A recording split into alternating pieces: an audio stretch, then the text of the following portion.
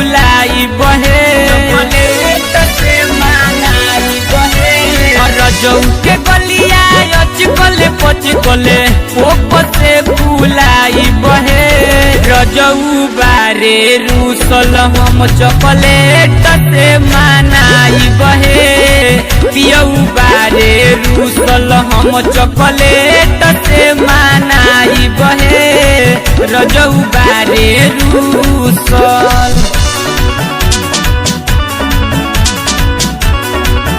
chocolate से मनाई बहे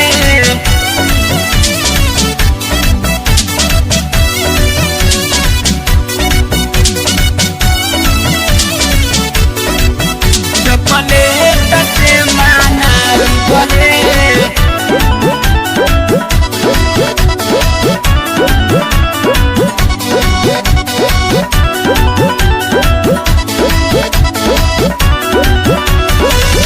पहिले तो मोटा ताजा रहले हाथ काठा 4 दिन से रूसल बारे भइले सुख के ढाठा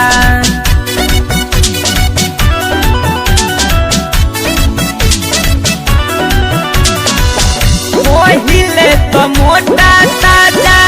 रहले हाथ काठा 4 दिन से रूसल बारे भइले सुख के ढाठा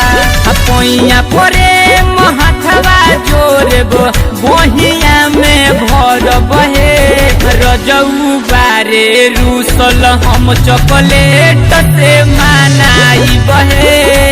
रजऊ बारे रूसल हम चॉकलेट से मनाई बहे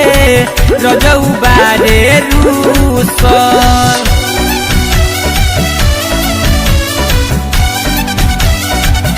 चॉकलेट से मनाई बहे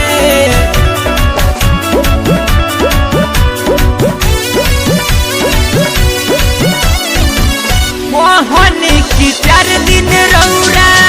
कोरी बरदास हो बुझले न बात सोइया भइले निराश हो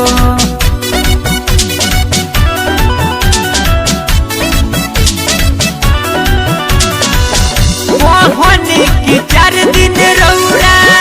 कोरी बरदास हो बुझले न बात सोइया भइले निराश हो धर्मेंद्र सतेंद्र के बोला सखी कैसे समझाई है रजऊ बारे रूसल हम चॉकलेट से मनाई बहे पियऊ बारे रूसल हम चॉकलेट से मनाई बहे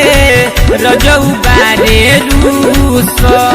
रजऊ के गलिया अचकले पचकले पोप से फुलाई बहे रजऊ बारे रूसल हम चॉकलेट से मनाई बहे पियऊ बारे रूसल हम चॉकलेट से मनाई बहे रजऊ बारे